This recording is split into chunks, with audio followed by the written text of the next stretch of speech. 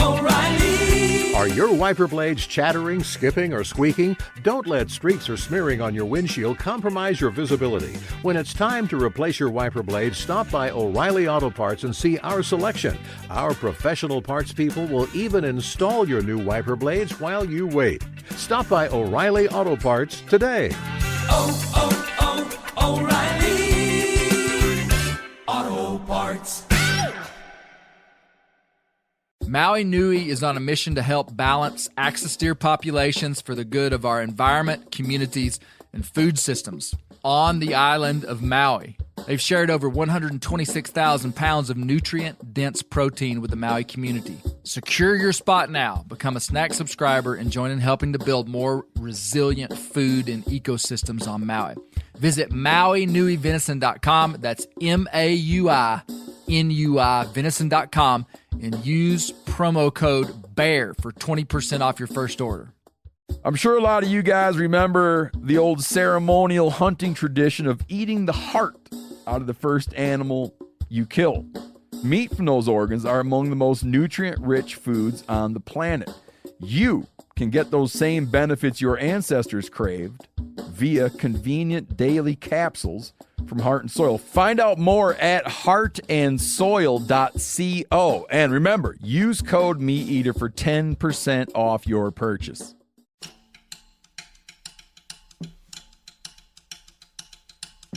One time that I described him as 6'6" and in perfect physical condition, a slender but powerful man, and that could outwalk anybody on their best saddle horse in any kind of terrain. On this episode of the Bear Grease Podcast, we're heading into the American West to meet a rancher midway through his 9th decade on planet Earth, and he still rides his mule every day. He's known as one of the nation's best dry ground mountain lion hunters. The southern border of his property is Mexico. He plays a little fiddle, and he did some unconventional roping in an Academy Award-winning movie. But that's just the flashy stuff. We'll hear a wild story that involved a helicopter rescue, but mainly we'll glimpse into the life of a true American cowboy named Warner Glenn. I had expectations of who this man would be, but they were scattered in the desert when I met the real Mr. Warner. This is part 1 in our series on the life of a living legend, Warner Glenn. You're not going to want to miss this one. He always kept up with his dogs afoot, which he did. Right. One day, this young man asked him, he said, "How do you do that?" And Dad said, "Well, I just got slower dogs."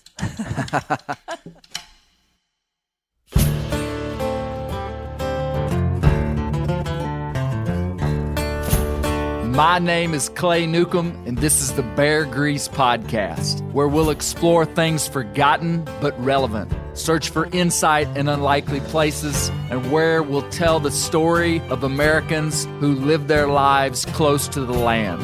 Presented by FHF Gear, American-made, purpose-built hunting and fishing gear that's designed to be as rugged as the places we explore.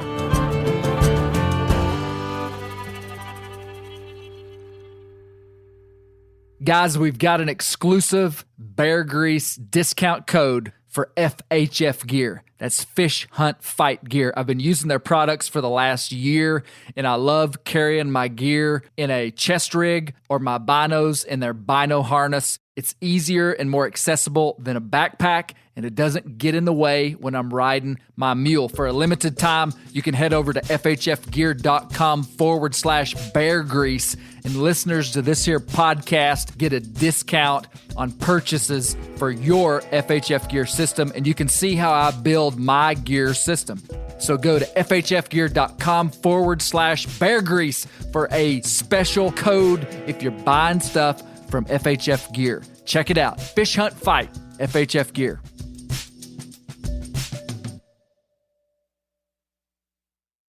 I arrived at the Malpai Ranch in southeast Arizona a few hours before the glowing sunset blanketed the desert. If I'm being honest, I've rarely been more impacted at a first meeting. He was feeding his hounds, and I was greeted with a wide smile and a warm demeanor. I was a stranger to him, but a more genuine and gritty handshake I have never felt. I was invited to get in the side-by-side, and we rode 5 miles west to a remote generator-powered well. So what is that pump doing? It's pumping water into these? Yeah, it fills this tank, and it's full all the time. The overflow is what fills this. That way, if I have a float get knocked off or something, or a line break, it'll drain this one, but I have that and all. And this just waters all the cattle on this side of the ranch? Yeah. Yep. Mr. Warner, how old are you?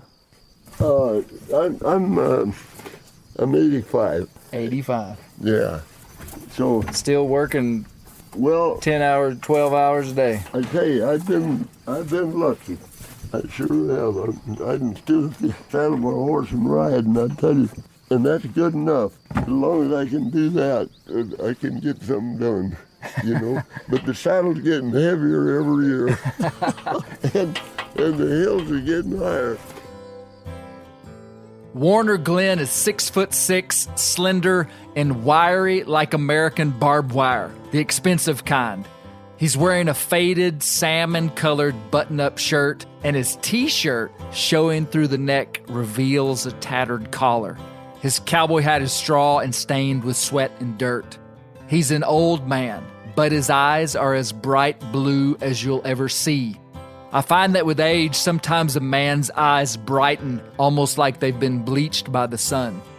We made it back to the ranch house, which is quite literally a museum of the West, replete with art, Native American artifacts, photography, old guns and saddles, and antlers.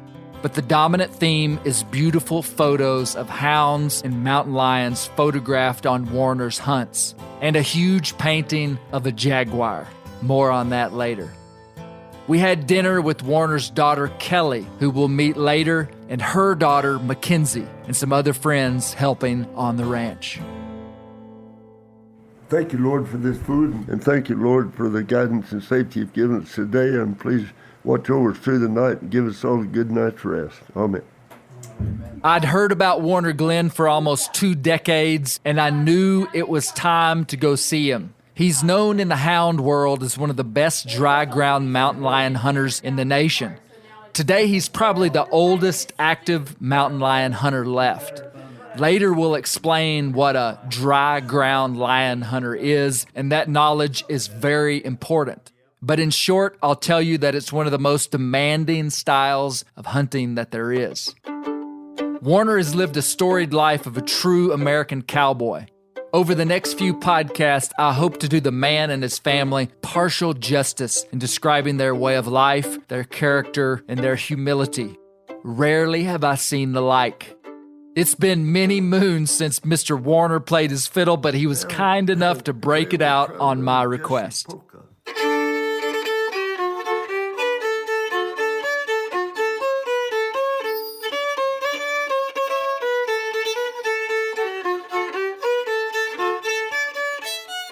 After a short night and a 5 a.m. breakfast, we headed to the kennel and the mule barn. We're going on a ride.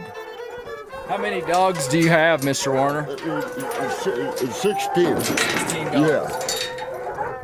Yeah. And 1 or 2 good ones. I can buy that. So these are primarily walkers, but they're mixed breed dogs. You got some little bit of black and tan. Some of them look kind of dark. Most of them have a little something else in them, a little bit of blue tick, and but mostly just walker. I can start putting collars on dogs if you tell me which ones to do. You can put that one on him, but don't turn him out. Don't turn him out. His dogs are meticulously cared for. The kennels are clean, and the dogs obey Mr. Warner's every command. So tell me about what's the name of the dog you said was the best dog you got? Hook. Why is he the best dog you've got? He's good at everything. He's a good cold trailer, he's a good strike dog, and he'll move out and catch one. How old is he? That's the trouble. He's 12. Oh, wow. Yeah, well. Still going though. Yeah, he'll be all right this winter, but this will probably be his last winter. Yeah. Well, he and I might go out together. I don't know. I wouldn't count on it. Yeah, he's one of the best ones. Old Hook is, and that's his full brother right there, and he's not worth it too. Is that right? Yeah, litter mate. Litter mates. Yep. So what are we going to do this morning? Well, we're just going to ride. We're just exercising these dogs. I do this probably 4 times a week and try to go about 8 or 10 miles with them. And keep their feet in condition, hardened up, and fairly in good shape. Mr. Warner, you're 85 years old and you're still riding a mule. That's pretty unique. Yeah. How many miles a year do you think you ride? Oh my word! I have no idea. I heard him say that you probably ride 2,500 miles a year on horseback or mule. No doubt. Yeah, no doubt. still do that? I ride every day somewhere. Usually, unless I have to go, to town or something for some reason. You ride every day. I try to either working cattle or keeping these dogs in shape or hunting. That type of deal. Yeah. Mr. Warner saddles a 16-hand mule named Vivian, and he instructs me to ride a shorter strawberry roan mule. He gets on the big bay with the agility of a man 50 years his junior, and I'm not kidding. His mount on the mule was smooth, natural, and effortless. We head out of the ranch house with 16 white-spotted walker dogs canvassing the landscape in front of us. My questions and his stories flow almost nonstop on our 2-hour ride through the open country. Lonesom's that white dog right behind you. She's a really good colt trailer and a good strike dog. So she's a good dog, but she's not too good at getting around. Okay, that was Clump, and a fellow, Johnny Clump, a good friend of ours, and also a lion hunter. He gave me that dog as a pup. And that doggone pup would do nothing but follow my mule around till he was about 1.5 years old. I mean, the other dogs would be trailing lions, and he'd just stay with right. And so one day we had trailed the lion into a big old bluff and couldn't find it. And the guy that was helping us, a cowboy, was Tommy Todd, he and I were looking at some blood splattered in spots on a rock there at the base of this bluff. And I said, yeah, and that, it looks like whatever it was went right up. And I pointed to the right, and that little old female lion was right there about 30 feet from us. And as soon as we made eye contact with us, she just bailed out of that bluff, running and went off the mountain and ran right square over old Clump, just cannonballed old Clump down the hill. And he got up and went to squalling, and he ran that lion off in the bottom of a big old canyon there and treed it. And from that day on, he was one of the best dogs I've ever had. Just like switching a light bulb on. So once in a while, there's hope for those duds you think are duds. Most of the time, they're always a dud. But he did. He made one of the best doggone dogs I've ever had from that day on. Old Clump. Old Clump. He got cannonballed. Give him a chance, Clump. We gain some elevation and overlook a rough section of tall, pointed mountains. When in an unfamiliar place, I never take for granted my own ignorance of it. Mr. Warner interpreted the landscape for me. Okay, this from right here, you can see this valley up through here. All of these small hills you're looking at were cinder cones or volcanoes, and going south into Mexico too. So this would have been a pretty wild place like several thousand years ago when all this was forming. It wouldn't have been too good of a place. Tell me what the name of your ranch is and what it means. Okay, we call it the Malpai Ranch, and that it's derived from the Spanish word malpais, which means untillable land, bad land. It's untillable, and that's because it's too rocky for farmland.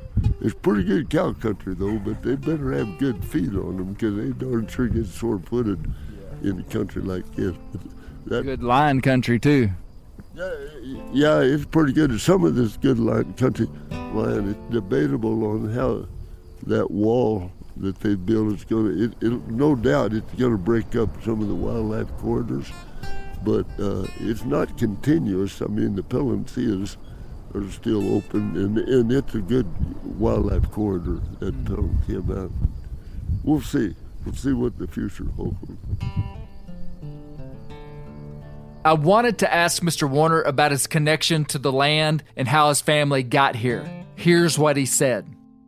Mr. Warner, you've been in Arizona your whole life. You were born in 1936. That's correct. Tell me about your upbringing, your mom and dad, and kind of how your family came to this part of the world. Okay, my granddad, he came out here in 1896 from Texas. They had a little dirt farm right south of Abilene. There was 11 kids in the family, and they were the two oldest, Will and Ira. Ira is my granddad. And it was their job to get up early in the morning and go feed the two plow horses. My great-granddad, J.J. Glenn, he went in and he told the boys, he said, Will and Ira, he said, it's time to get up and go feed those horses and then come back and get breakfast so they'd be ready to start plowing at daylight. And old Will, he nudged Ira, and Ira nudged Will, and they went back to sleep. So J.J. went in there about 5 minutes later. They were both sound asleep, snoring again. So he walked outside, and they had big barrels catching rainwater off of the roofs, and they always had water in them. There was a coat of ice on that water. He got the wash pan and scooped a big pan of that ice water out, went in there and jerked the cover back and thrown it on those boys, and they went and fed the plow horses.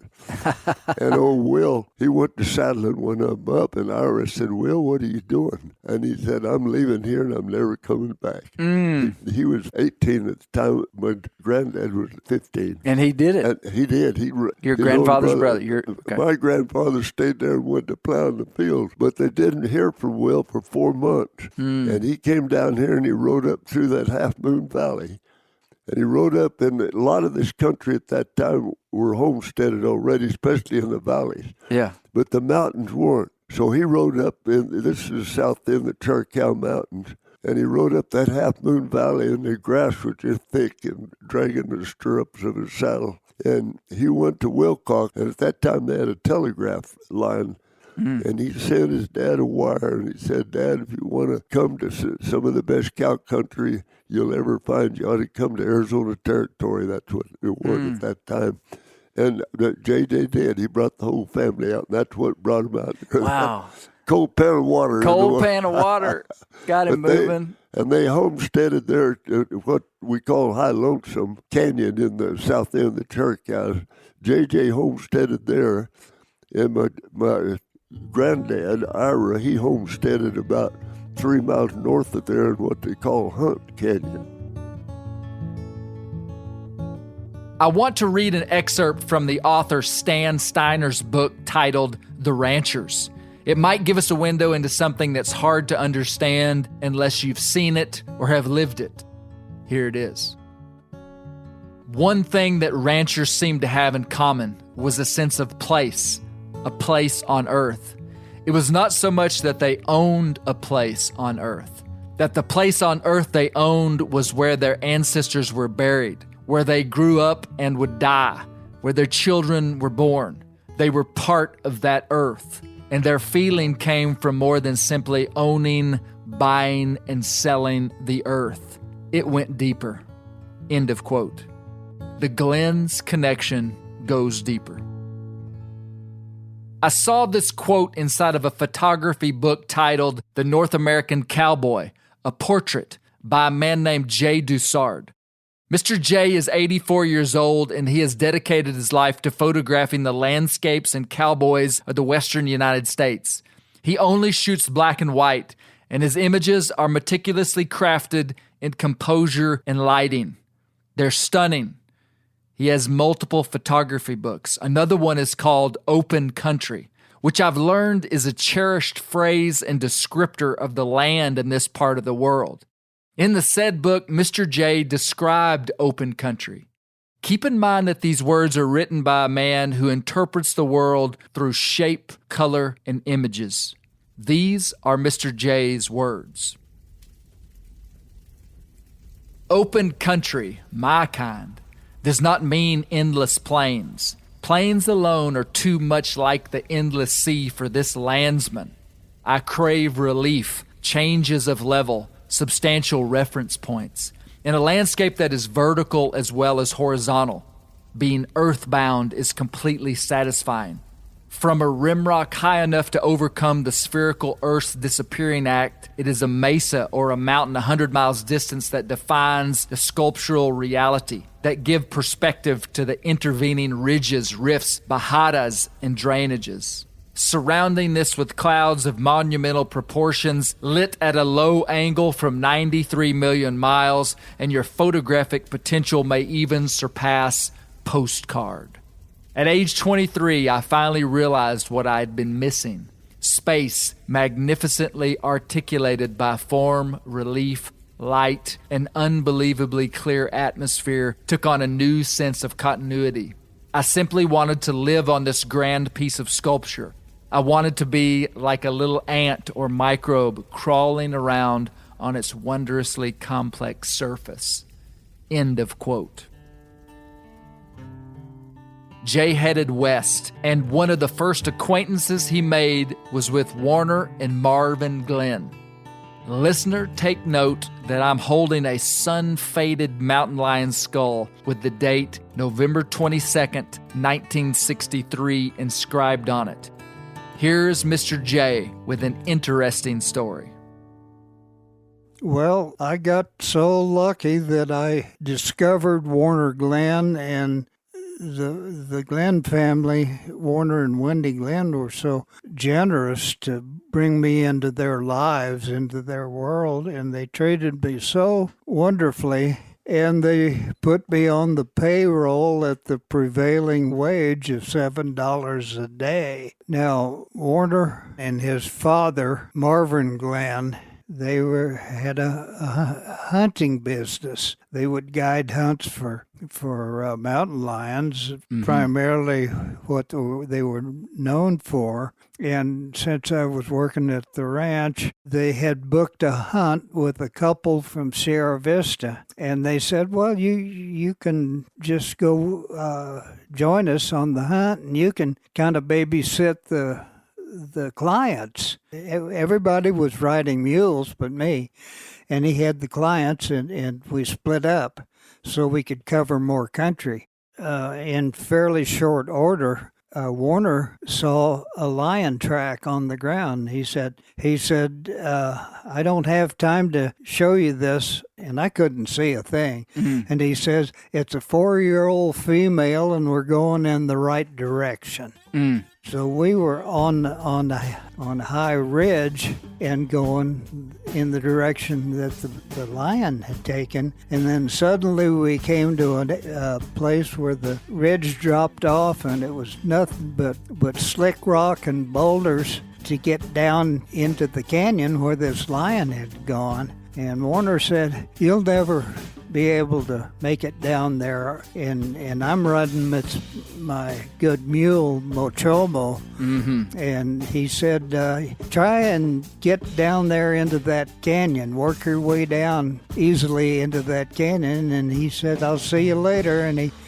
touched a spur to Mochomo, and they just flew down that slick rock. Mm. It was the most amazing thing that I'd ever seen. Mm. And so Mochono's steel shoes were trying to grip the rock and striking sparks, and they got down to a lower level, down where I couldn't see them again. And there they came out at the bottom. Took off on a lower elevation, and then Mochomo just leaped into the next drop off. It was spectacular. Mm-hmm. This is the skull of that 4-year-old. So y'all caught the lion? Female, yeah. Now tell me about the date on that skull. So on pencil here it says November 22nd, 1963. That's right. And that's a date that a lot of people with a little age on them will remember, because that's the date that President John Kennedy was assassinated in Dallas. And we were about the last people in the civilized world who had known about the tragedy that took place in Dallas, Texas. It was way after dark when we got out of the mountains, and a rancher came through his place, and he said they killed the president today. How did that impact you? Well, it was shocking, and I think it made me remember that I had voted for Nixon and voted against Kennedy, but... You can tell something about a person when you learn where they were when a monumental event happened. It's a random one-time sampling, and Mr. Warner was on a flashy mule hunting mountain lions. I asked Mr. J to describe Warner Glenn. This is what he said. I think one time that I described him as 6'6" and in perfect physical condition, a slender but powerful man, and that could outwalk anybody on their best saddle horse in any kind of terrain. That's my description of him. I want to jump back to Mr. Warner as he describes the foundation of their family's lion hunting.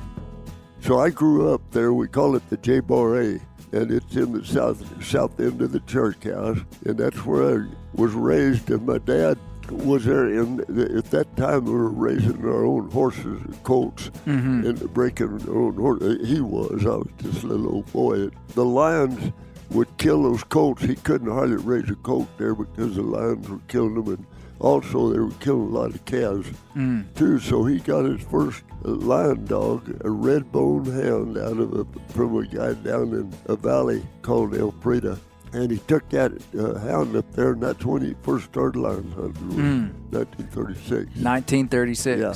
And then you went on your first lion hunt when you were 6 years old in 1942. Yeah, I think it was 42. That was the first lion. I'd been with him on a few tracks before, but never caught anything. But yeah, we did catch a lion that day. Wow. A big old Tom. It's a long day. We left early that morning. The dogs picked up that track, and we trailed that all day. We caught that lion just about sundown, but we were about 9 miles south of the ranch, so we got back at 11 that night. It was a long day for the first. For a 6-year-old. He took his... First, he continued to hunt, but it cost quite a bit, even in those days, to get a pack of hounds together and feed them. And the ranches, the cattle ranches we own and operate are considered small ranches in this area. He had probably 150 mother cows, so to increase his income a little bit, he started taking hunting clients. Yes. And the first hunting client he took was 1948. Marvin, Warner's father, would become well known as a mountain lion hunter and renowned guide. He began lion hunting in the 1930s and started an outfitting business in 1947. He was known for a charming personality and his unusual hospitality. His wife, Margaret, was an integral part of their ranch and business. It was said that she, quote, did everything with infectious enthusiasm, the type of enthusiasm that makes people enjoy your company. Well, this is actually a quote from a book written about Warner. I hadn't told you about that yet. The book is titled The Life and Times of Warner Glenn, A Glimpse into the American West, written by Ed Ashurst. I believe the enthusiasm that Ed wrote about for life is still evident in this family today. To understand more about Mr. Warner's upbringing, I couldn't overlook a peculiar streak of good fortune that, of all places, came from Hollywood. I bet you weren't expecting that. Here's the story. When you were 15 years old, you and your father, Marvin, were in a movie. You roped a lion on a movie that won an Oscar. And nowadays, they wouldn't even let you film that. Right. You know, because we weren't using any tranquilizer or anything like that. We would just rope them and pull them out of the tree. Of course, you have to have your dogs all tied back out of the way because you're going to get something hurt. Because that lion, when he hits the ground on the end of that rope, he's everywhere, and somebody's got to go in there and get him by a hind leg or a tail. Yeah. Now, they kind of choke down a little bit, and once you get them stretched out like that, then you just take your time and get a rope on the feet and pull them back and something in their mouth. We tied up quite a few, and the reason we were doing that was either for a movie or it was for a zoo. We had zoos that had it. I read where you and your father gave a lion to the Bakersfield, California Zoo. Several of those lions ended up in zoos, which really is the worst thing you can do to a wild mountain lion. Yeah. Really. I mean, nowadays, Yeah. I mean, at that time we didn't think much of it, but it was something we did, and we didn't think we were doing the wrong thing. But over the years, you kind of say, well, how would you like to be stuck in the zoo? Taking me, because I'm used to a free life, and so are those lions. Yeah. Some people may think they're cool or that they're cowboys. And if they've got a story that will top roping a wild mountain lion out of a tree when they're 15 years old for a Disney movie, yep, I said Disney, I'll buy them an Angus ribeye steak and a beaver felt hat. Mr. Warner went on to describe how this movie impacted their lion hounds for decades to come. And a fellow by the name of Larry Landsberg came out and got us to help him film that. And it was really a story about a hound that came across the Mexican border. And Disney actually, they brought a Walker hound, Treeing Walker hound that was 9 months old. A fellow by the name of Jay Sisler had trained the dog. This is a 9-month hound pup, you might say. Yeah. And that son of a gun took, well, I mean, he just did everything that we asked for him in the movie. Yeah. I mean, yeah, he did. And it's kind of a cute little story.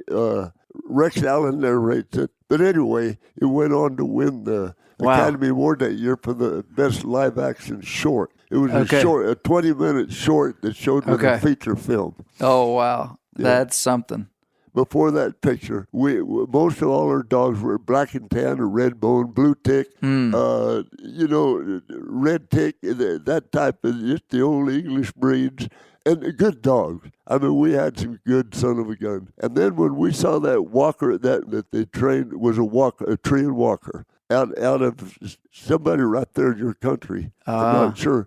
So when the movie was over, Daddy tried to. They called in the movie the dog is called Paco. That's his name in the movie. So he tried to buy old Paco, and they wouldn't sell him. They said, no, we might need him for this and that and other, which they did later. They came back and filmed something for that Disney Presents at Night. Okay. They came, and they had to do it all. They had to film all of it while he was a pup.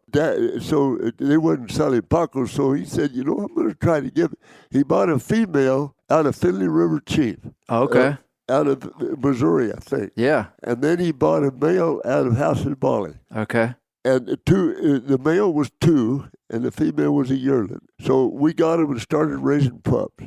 And both of those dogs ended up being good. They were all. Those were coonhound stock. You bet. And they made wonderful lion dogs. And we raised pups out of those for 8 or 10 years, and that's one. Some of those pups are scattered all over the country. And some of the dogs nowadays are still related. They go back to House and Bali and Finley River Chief really way back. It's hard to believe, but the Hollywood hound that came from the East was one of the most impressive young hounds Marvin and Warner had seen. They tracked it back to Missouri and built a line of lion dogs with some of Paco's relatives. A good lion dog is wherever you find him. O'Reilly Auto Parts are in the business of keeping your car on the road. O'Reilly Auto Parts offer friendly, helpful service and the parts knowledge you need for all your maintenance and repairs. I don't know if you stopped in at an O'Reilly lately, but I use one because we have one right not too far from my house. People there are super helpful. I don't care if I'm getting boat batteries, car parts, whatever. Love those guys. They got thousands of parts and accessories in stock, either in-store or online, so you don't have to worry if you're in a jam. The team at O'Reilly Auto Parts can test your battery for free. in or out of your car. If it needs to be replaced, they'll help you find just the right battery for your vehicle.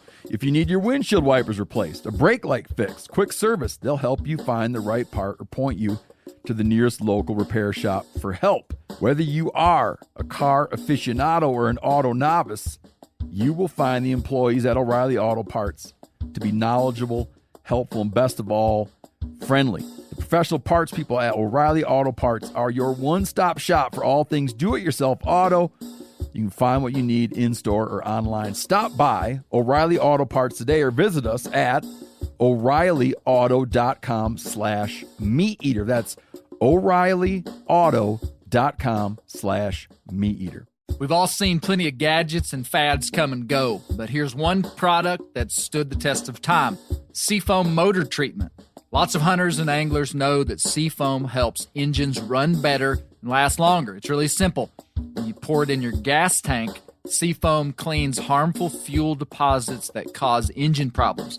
I'm talking common stuff like hard starts, rough engine performance, or lost fuel economy. Seafoam is an easy way to prevent or overcome these problems. Just pour a can in your gas tank and let it clean your fuel system. You probably know someone who's used a can of Seafoam to get their truck or boat going again.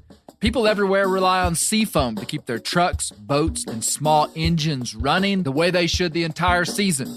Help your engine run better and last longer. Pick up a can of Seafoam today at your local auto parts store or visit seafoamworks.com to learn more. Whitetail Institute launched the food plot revolution in 1988 with a concentration on research and real-world testing of forage products specifically for whitetail deer. Whitetail Institute's research and development team of agronomy experts provide effective, personalized service. I've been using Imperial whitetail clover for a long time in a food plot back behind my house. In 2007, I killed the biggest buck of my life over an Imperial whitetail clover small quarter-acre food plot. Imperial whitetail clover is the only clover scientifically developed through years of selective breeding. Clover Extreme genetic stability provides extreme cold tolerance, disease, and drought tolerance. It really does. Clover is coated with Whitetail Institute's Rain Bond, a polymer coating added for enhanced seedling survivability. They have an exclusive offer for Bear Grease listeners, 15% off Imperial Clover when you use the code BEAR at whitetailinstitute.com. That's whitetailinstitute.com and use code BEAR for 15% off. I asked Mr. Warner about his connection to the beast of burden, of which he is quite fond. I'll give you one guess about what my next question is about. Well, I want to talk about mules.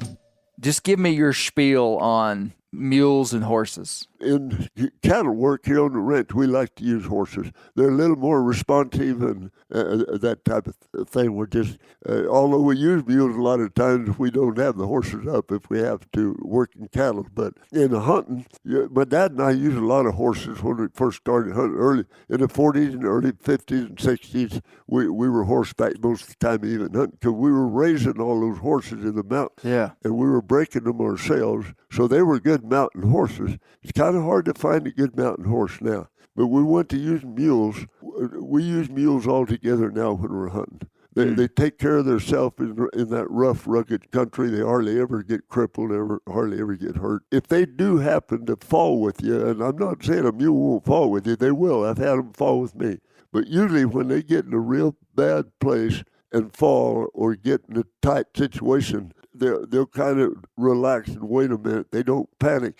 Where a horse will usually panic and go to lunging or kicking and get frantic. Well, you might find one occasionally that would, but most mules will settle down and take care, kind of ease out of a tough situation. And in doing that, they allow you time to step out of the middle of the trouble. Yeah. Too, they're not lunging and fighting. And I tell you, when they go down with, if there's a pause, you better take advantage of it. You better get out of the way. I'm going to remember that. Yeah. You told me a statement today. You said You said we've had some good mountain horses, but I sure felt sorry for them. Oh, yeah. Well, a lot of the old timers around said, Warner, why do you ride mules all the time, hunting rather than horses? And I said, well, to tell you the truth, I just don't feel as sorry for a mule as I do a horse. I figure that mule's going to take care of him and me both, or she and me. I'm not saying there's not some good mountain horses still around. Some of the hunters still use horses quite a bit, but by and large, most of the mountain lion hunters in our area use mules. Using mules most of the time. Tell me about tell me about your mule Machomo. Well, I tell you. Yeah, okay. And he came out of Mexico. At that time, this would have been like 56, 57, 58, 1956, 57, 58. We were doing a lot of hunting in the northern part of Sonora, in these mountains that you can see from here south of us. And they had a mule called Machomo down there that one of the wranglers down there was riding. So when we came out of there, the rancher was making, Armando Varela, he was making some really good horses. He had bought some real fancy studs. And he said, for payment for catching some of the lions down there, he said, Warner, I want to give you one of these good horses. And I said, man, Armando, I said, I would really rather have that bay mule called Machomo. And he said, you would? And I said, yeah. So he gave me the mule. That's where he came from. And he's one of the best mules I've ever ridden. Really? He was a little wild and rank at first. He kicked me a time or two really bad, but he got over that when he got about 18, 19 years old. It took a while. What was your favorite mule of all time? Well, I tell you, I've had a lot of them. Yeah. But of all time, if I had my pick for one to stay with, I had a white mule called Snowy River. And he would do anything you wanted him to do it, and he would do it good. And he was willing. He never balked. I mean, he was good in rough country. You could go ahead a cow on him. Carry a line. You could work cattle on him or do it. He's just a good all-around mule. He'd carry a line, too? Yeah, he'd carry a line. Yeah. Yeah, most of our, I tell you, they're not afraid of a lion as much as they are a bear. It seems like our mules here, of course, we don't bear hunt much. It's just very rare that they're even around. I'm riding, you'll see her in the morning, Vivian. She's one of those. Really, how big a mule do you like? I don't like them too big. I like a mule that weighs probably 1050 to 1250. These are pretty big mules you've got, though. I mean, they're some of them are 16 hands, probably. Are they that tall? A couple of them probably are. But you're a big guy. They're a little bigger. Those are good mules, the ones we got now. But I'd rather have a little smaller one. I'd rather have one. Snowy River was he'd have probably weighed 1050. Okay. Something like that. When he was drawn down. Yeah. Drawn down in good condition. Yeah. Machomo would have been too. Mr. Warner's love of mules is music to my ears. And as you know, I'm fond of the animals too. But my fondness should not mean that much. But coming from him, it should mean a lot. Warner's not on Instagram trying to look cute and flashy. Dang, I wish he was. No, I don't. It's now mid-morning, and we've ridden to one of the highest points on the Malpai Ranch. Our mules are facing uphill towards the west. Mr. Warner shifts around in his saddle and points to the south.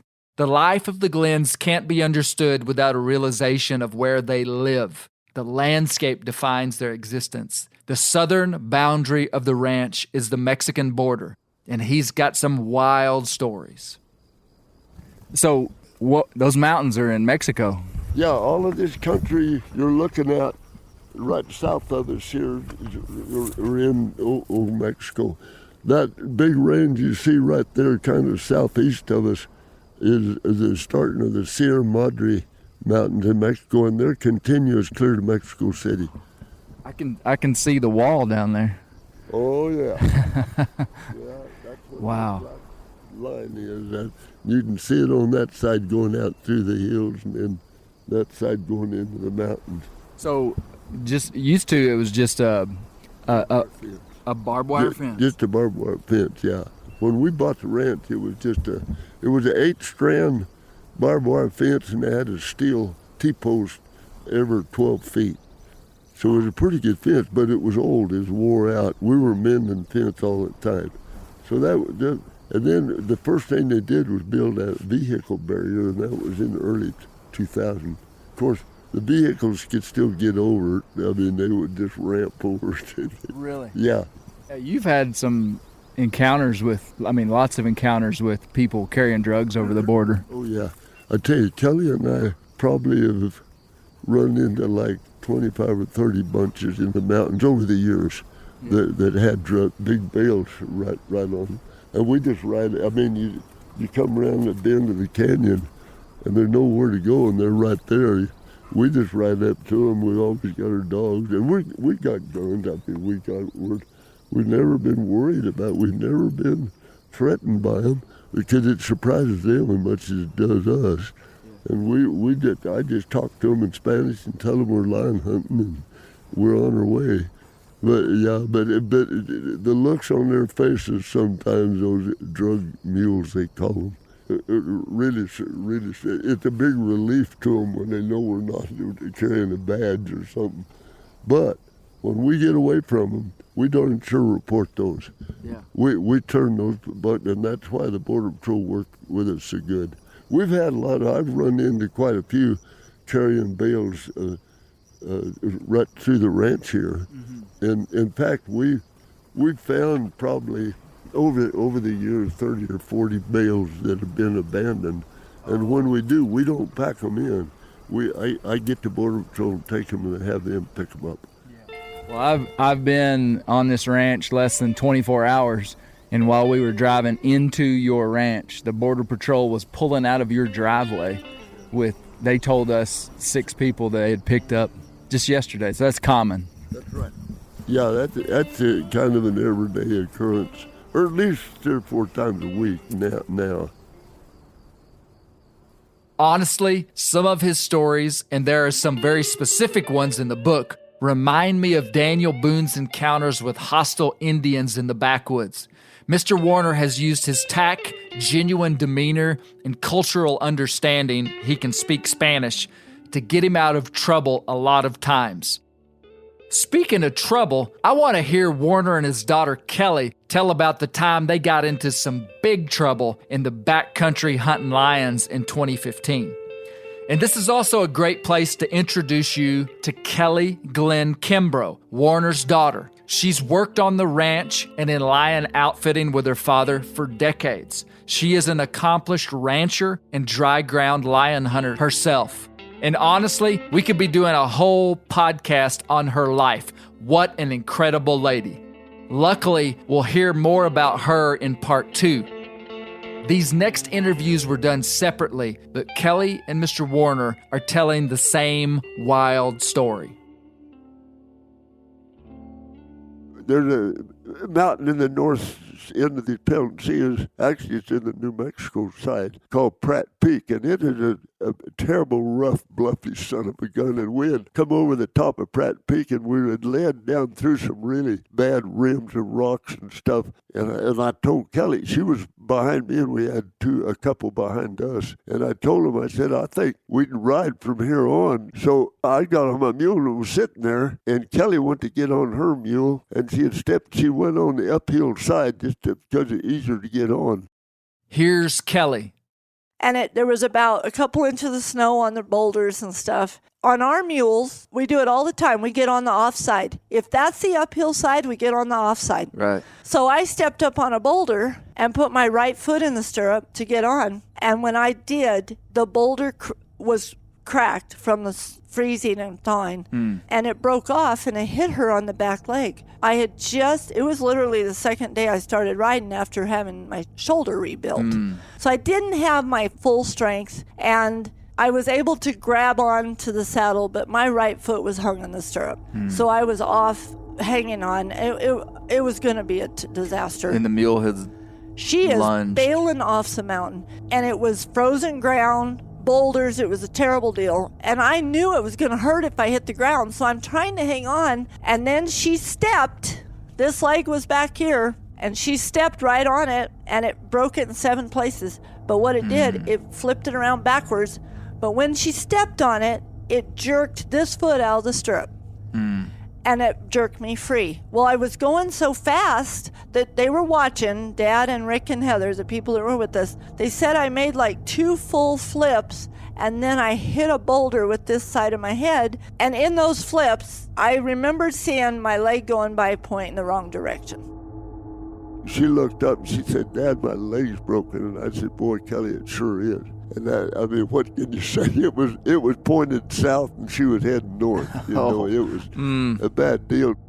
There was blood spewing out. I had put like a .357 bullet hole right here and fractured this whole corner of my skull in 1 inch when I hit that rock. Wow. But it was just pouring blood, but it didn't hurt.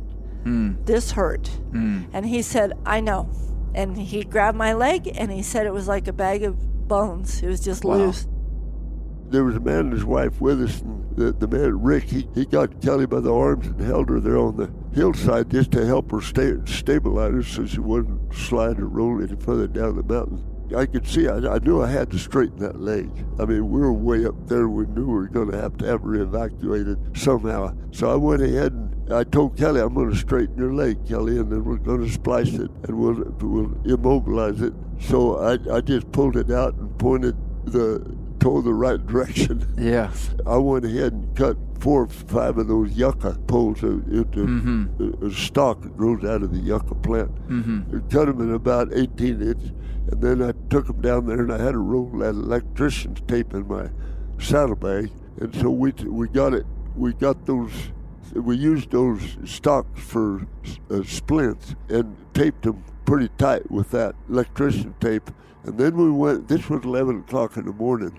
And this was the last day of December, and cold. We knew there was snow, about an inch of snow on the north slope. We were on the north slope. Wow. So it was slick, and the ground was a little frozen. It's kind of an uncomfortable place. Then we tried to get cell service. No service. Because we were in a basin on a peak, so it was all blocked. What was your anxiety level, fear level? Well, I hurt really bad, and I was laying, it was 27 degrees. I was laying there, the man was still holding me. I honestly thought they'd get me out of there pretty quick. I thought, I know I can't walk out of here. I wasn't panicked, and I never went into shock, which is amazing. The hounds kind of grouped around me. One of them, I didn't realize it, was licking blood off of me. And Warner and Heather took off and hiked up to the top and got cell service. And then they started coordinating this rescue. Well, a rescue helicopter came within about an hour, and they circled us, and they left. It was the winds, and it was too dangerous. There was nowhere to land. Because it's in a steep, rocky canyon. Yeah. So in the meantime, when everybody knows us, just because we've been in this country for so long, the sheriff in Hidalgo County was trying to get some help. And Border Patrol in El Paso, a pilot in El Paso was sitting in their coffee room or whatever, and they heard a woman had been hurt on a peak in southwest New Mexico, and that nobody could rescue her, helicopter-wise. And he said, I can. And he had just got back from Afghanistan, and there was a guy there that day, a Border Patrol supervisor that wasn't a pilot. He said, I'll go with you. And they loaded up in one of those little Border Patrol helicopters. They flew to the mountain. They got there about 6 hours after I'd been hurt because all this took time. Wow. They landed on a boulder 175 yards above us on a saddle, and it was sundown already. And Warner had ridden off to the valley and gotten one of those basket stretchers How far were from you a guys rancher. back in from the truck? We were like 3 or 4 miles from the truck. Okay. But it was terrible country. Yeah. Border Patrol got the coordinates. They started riding in on horses, hiking in. There was 9 Border Patrolmen showed up there at this, and one came, and they all knew us. And one guy came right to me, and he goes, I'm not allowed to administer pain medicines, but I have some Advil. And so I took 2. But then I was hurting. And Wow. So you're laying there on the rocks for 7 hours. Yeah. With no pain medication. Yeah. Busted face. Yeah. Broke And leg that's bad been broken set by leg. your dad. Yeah. But Warner and Rick, about 2 or 3 hours into it, they dug because literally we were like this angle. On a it steep was incline. the whole time you're just holding yourself. So they dug out some rocks and stuff, and put a saddle blanket, and then I could finally relax and be down and not be and that poor man that was holding me had held me all that time. So when they did that, then I told him, I said, Rick, I'm cold. I said, you're going to have to build a fire. Well, there was snow on everything. Sotol burns. It has a fuel in it, a dead sotol plant, Sakawista. These are things that we have out here. So he lit sotols, and he'd light one right there by my feet, and so he got my feet warmed up. But the Border Patrolman, Dad rode up, and there's a picture, an epic picture that Rick took. Oh, it's a Life magazine kind of picture. It's Warner on a mule with that stretcher in front of him, riding up the bluffs behind him, and those Border Patrol kind of lined up waiting for him to get there. And they took the stretcher, and they lifted me. They were awesome. And they put me in that basket stretcher, and then those guys, by now it was dark, and they carried me all the way up there. Never one of them slipped or fell. I mean, they were a team. And they got me up there. The co-pilot, he said, okay, ma'am. He said, you're not going to fit in our helicopter. So he said, we're going to stick you through sideways. And he said, we're going to put your head against the door. And then your legs are going to be sticking out in that for about 2.5 feet outside. And so they tied me in with cargo straps, and he held on to me, and off we went. We had 11 people up on the mountain, up on Pratt Peak to get off there. And we got everybody off there. We were back to our trucks and trailers probably at 11 o'clock. We got back here at 1:30 that next morning. Yeah. Wow. Long day. Long day. Bad. It could have been so much worse. So. Yeah. And Kelly, she made it fine. Yeah. That's just one of the times that Kelly got hurt. I was going to the others. More wild stories, you say, Mr. Warner? That sounds interesting. I got bit by a lion. Did Dad tell you that? No. Okay, so yeah, so March 8th of 19, we're hunting in New Mexico. We tree this calf-killing lion in a stand of pine trees, and the guy with us shoots him twice in the chest. Everything's good. And he falls out. Then the dogs pulled him downhill, and they wrapped his body around a tree, and it was kind of steep. And then he went limp. And you know how dogs wool a lion around, they're all wanting to chew on it. Then it's their reward. So Dad and I said, he's dead. Yeah, he's dead.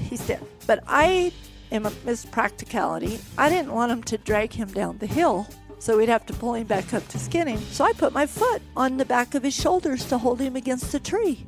And no kidding, he stands up, turns around, and I remember thinking, oh man, his eyes are yellow. He's looking, and then he just reaches out, grabs me by this side, jerks me down, and bites me right through the calf, slipped off the bone, did not break the bone, right through the meat. Well, Warner, Mr. Fearless, Warner is wailing on him with his fists to get him to turn loose of me, and the dogs have gone ballistic because I yelled when I hit the ground, and he bit me, and he lets go.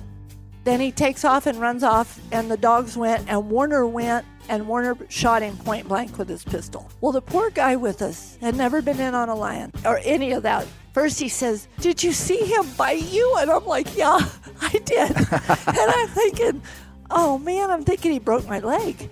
It hurt. I said, go help Warner. So I took off my shoe and rolled up my long underwear, and blood was everywhere. And I had 14 puncture wounds, the canines and the claws. So I put my foot against a tree and gently pushed. And my experiment was, if it moves, it's broken. And if it doesn't. So by the time they got up there, it hadn't moved. And I said, Dad, it's just superficial. Just superficial. Yeah, it was a just mess. 14 puncture wounds. Don't worry, Dad. Mess. Let's go. Well, ironically, we bandaged it up and stopped the bleeding and went down and skinned the lion and rode out an hour and 45 minutes to the truck. And so they gave me a rabies shot in each puncture. They don't sew up puncture wounds. Yeah. You know, it took 75 days for those to heal. But I drove back over there the next day. We caught 2 more lions in the next 3 days. I hunted. There was no pain. And we caught 2 more lions on that hunt. There were calf killers. On part 1 of this podcast series, we've just barely introduced the Glens, and they've given us insight into their lifestyle, history, and some iconic family stories.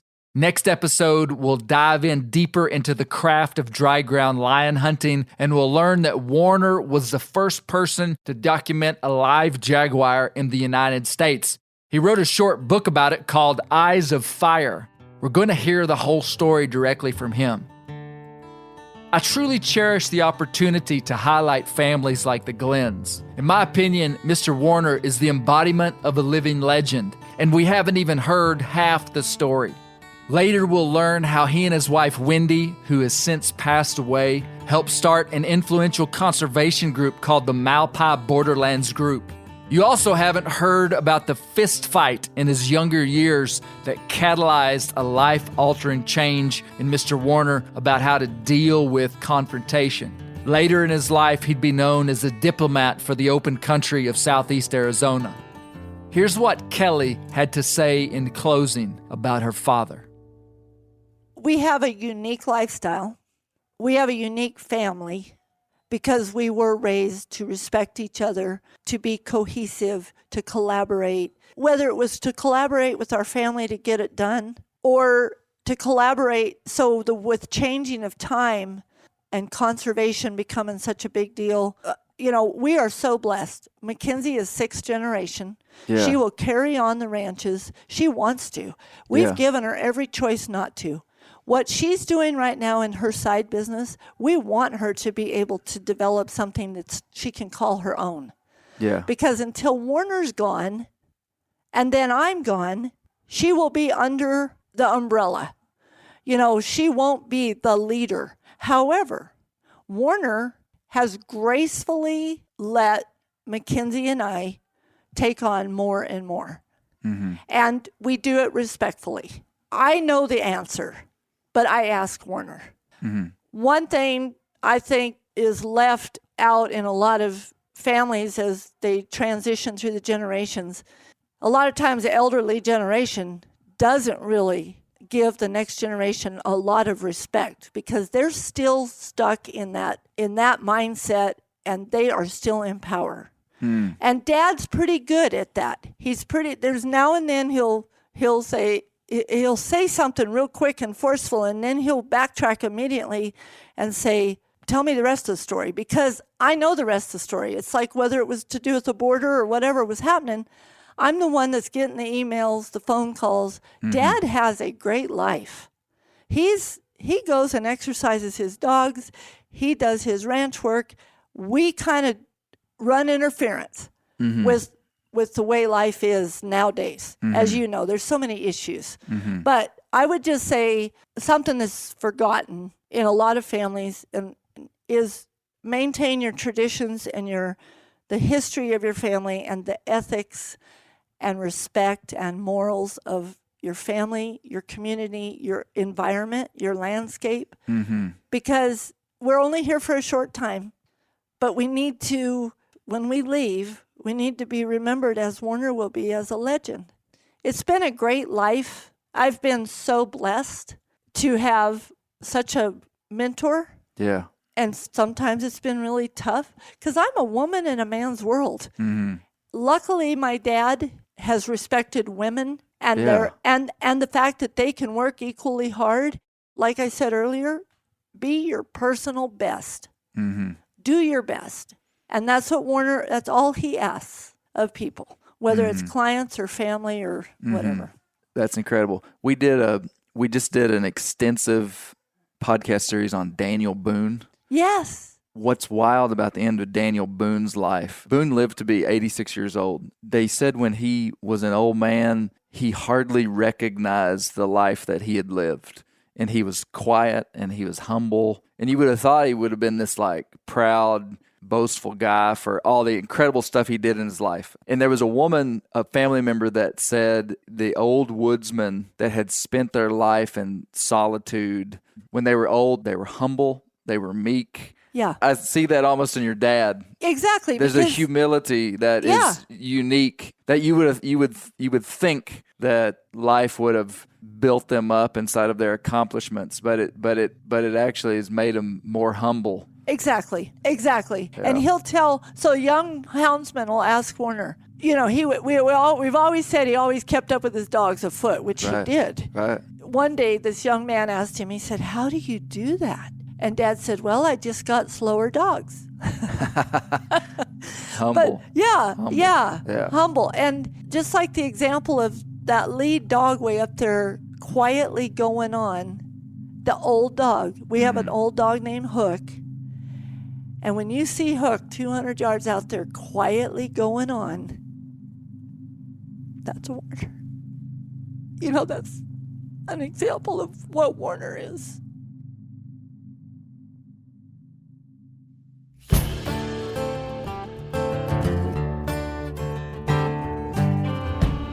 I had never met nor spoken with Warner Glenn before I showed up in his barn lot. I knew he was a man of character and a man of the land, but what impacted me the most was something I wasn't expecting. It's a trait that the gunslinging John Wayne images of the Western cowboy typically don't embody, which is an authentic humility. Manhood is an interesting journey because we want to be bold and confident, which are both honorable traits, but we might be fooled into thinking that is supposed to be the dominant, most important feature of who we are as men.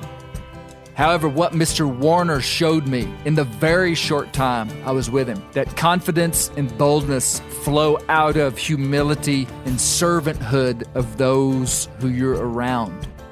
What you wouldn't have seen when the recording devices weren't on was Warner Glenn putting away our dishes from the table, serving us food, taking genuine interest in our lives, and doing things for us he didn't have to do.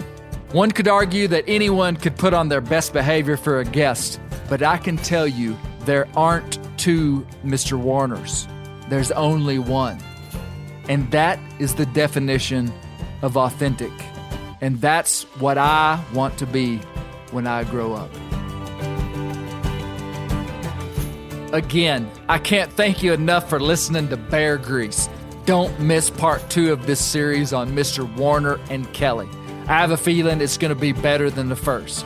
Please do me a favor and share our podcast with a buddy this week. Good hunting, and keep the open country open.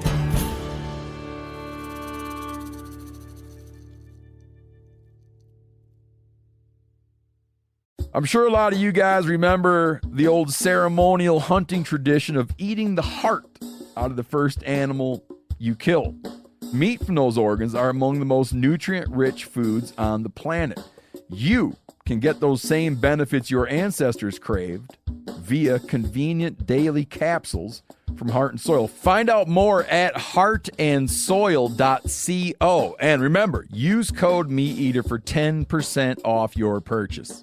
Maui Nui is on a mission to help balance axis deer populations for the good of our environment, communities, and food systems on the island of Maui. They've shared over 126,000 pounds of nutrient-dense protein with the Maui community. Secure your spot now. Become a snack subscriber and join in helping to build more resilient food and ecosystems on Maui.